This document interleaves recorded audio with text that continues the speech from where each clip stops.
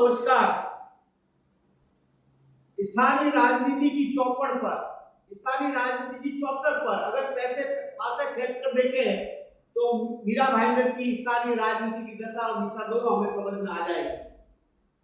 और इसे पढ़ने के लिए, इसे समझने और समझाने के लिए हमें पूरी मीरा भाईंदर की राजनीति को टटोलना पड़ेगा, जिसकी शुरुआत ग्राम पंचायत से नगर परिषद और नगर परिषद से होते हुए नगर पालिका और महानगर पालिका और आज की वर्तमान स्थिति तक का जायजा लेना होगा।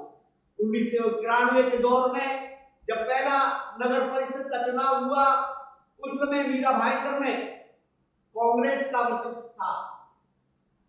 दूसरी पार्टियों में भाजपा और शिवसेना का वजूद बहुत कमजोर था। गिलबर्ट मेंडोजा के नेतृत्व में कांग्रेस ने उस दौर में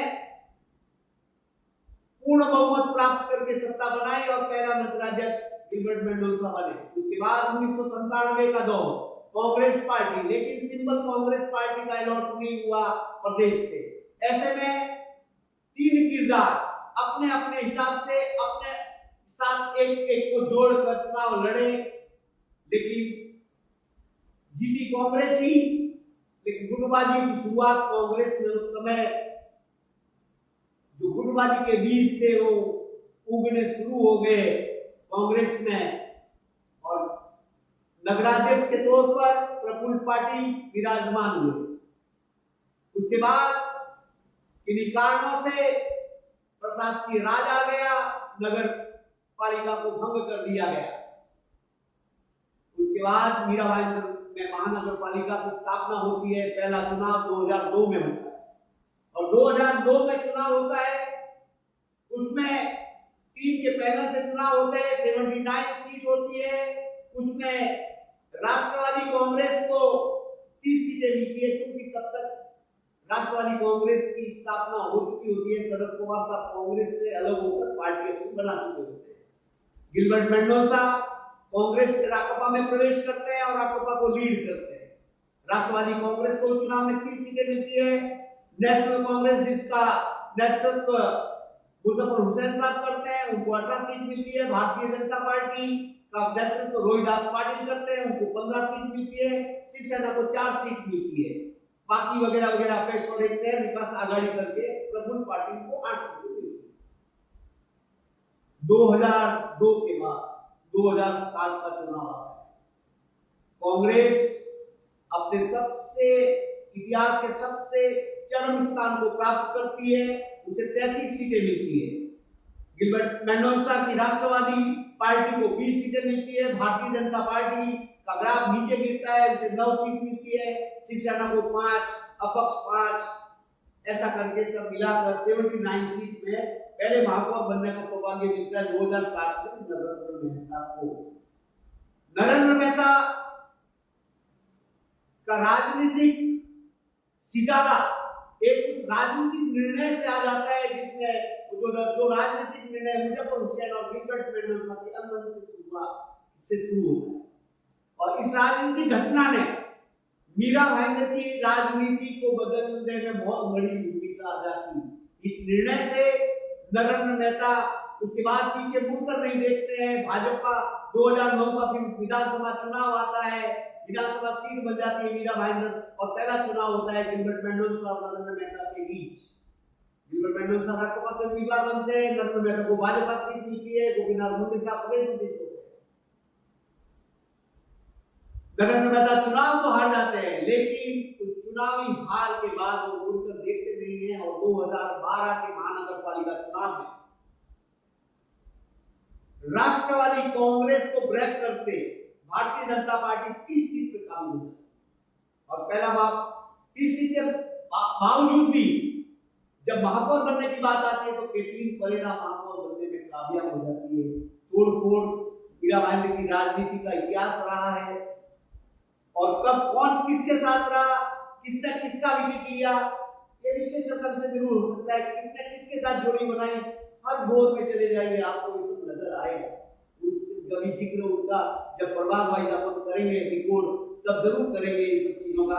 फिलहाल 2017 उसके बाद 2012 के बाद 2017 का चुनाव आता है। 12 में मुजफ्फर हुसैन की कांग्रेस कमजोर तो हो ही गई थी और 2017 आते रहते कांग्रेस काफी कमजोर हो गई।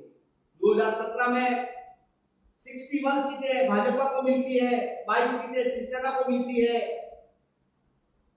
टोटल 95 सीट होती है, 4 का प्रभावीय पैनल होता है और भाजपा टॉप पर पहुंच के एक इतिहास दर्ज होती है। लेकिन उस समय 2019 का विधानसभा चुनाव, भाजपा में बगावत होती है, गीता जैन बागी बनकर निर्दलीय चुनाव लड़ती है और नरेंद्र मेहता को हराती है। यहाँ से नरेंद्र मेहता की कमजोर राजनीति की शुरुआत। उसके बाद की घटनाएं आपके सामने है, लेकिन हमारे सामने सवाल ये है, अब 2023 आ गया है, चुनावी साल है, लोकसभा का भी चुनाव होगा, विधानसभा का भी होगा और महानगर पालिका के जो 27 सदस्य भी हुए वर्तमान में प्रशासकीय राज का है। तो हमारे सामने अब सबसे महत्वपूर्ण बातें 3 बातें कि आज की तारीख में मीरा भाई की राजनीति में केंद्र में कौन खड़ा है, कौन मुद्दों की लड़ाई लड़ रहा है और किस राजनीतिक दल और नेता किस चेहरे की क्या हैसियत है, उसके लेकर कितने सवाल लोगों के दिलों में है। अगर हम जो अपन पर्दे के पीछे गए और पूरी मीरा भाई की राजनीति को समझे तो यह विपक्ष नाम की कोई चीज कभी नहीं हुई। दल बदल, नेता बदल इतने सारे हुए कि अंदाजा लगाना मुश्किल हो जाता है कि कौन कब किसके साथ था और कब कौन किसके साथ आज है और कौन कल किसके साथ रहेगा। राजनीति में पर्दा उठाने के लिए जो सर्कस, इसलिए आपको बताया गया कि राजनीतिक सर्कस टाइप है।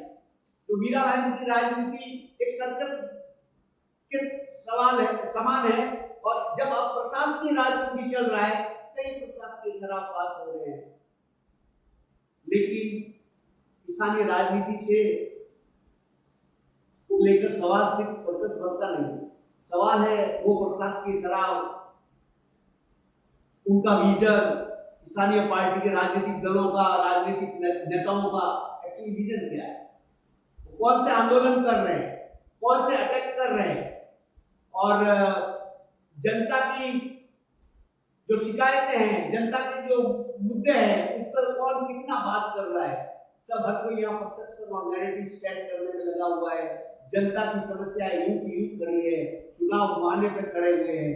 तो बातें प्रॉब्लम सबसे बड़ा जो है, हर राजनीतिक दल का अगर अपन एनालिसिस करें, हर राजनीतिक दल का विश्लेषण करें, तो यहाँ अगर भाजपा को ले लें तो आत्मविश्वास की बहुत बड़ी कमी नजर आ रही है। और जब आत्मविश्वास की कमी होती है तो गुटबाजी पनपती है, और जब गुटबाजी पनपती है तो करप्शन पैदा होता है और ये हाल भाजपा का है। लेकिन इसका फायदा उठाने के लिए विपक्ष तैयार नहीं है, क्योंकि विपक्ष राकपा एक साल में 4 जिलाध्यक्षों का अदला बदली होता है। शिवसेना प्रदेश की राजनीति के चक्रव्यूह में यहाँ टूट चुकी है और 2 जड़े हो गए, वहां पे कोई नेता नजर नहीं आता जो सबको साथ लेकर ऐसी स्थिति बनाए कि शिवसेना कुछ अच्छा परफॉर्म करे या 2017 की स्थिति बनाए। शिवसेना के 2 टुकड़े हो चुके हैं, भाजपा गुटबाजी से परेशान है, कांग्रेस में दूसरी तीसरी पगड़ी के नेता ही पैदा नहीं होते हैं, वहां का नेतृत्व मुजफ्फर हुसैन साहब संभाल रहे हैं और बाकी पार्टियों का कोई वजूद नहीं है, क्योंकि महासभा में उनकी उपस्थिति नहीं है। वोट बैंक जरूर उनका है, लेकिन नेतृत्व और सीट निकालने का सबसे बड़ा जो वादा होना चाहिए वो नजर नहीं आ रहा है। मीरा भाईंदर 24 प्रभागों में मिला हुआ है, ऐसा कोई नेता, ऐसा कोई लीडर नजर नहीं आता जिसका 24 प्रभागों में प्रभाव हो, किसी का 1 में, किसी का 2 में। और इन सब परिस्थितियों में अगर हम ये कंट्रोल ले जाए कि मीरा भाईंदर की राजनीति के केंद्र में आज कौन खड़ा है, तो हमें एक नाम जरूर नजर आता है, नरेंद्र मेहता।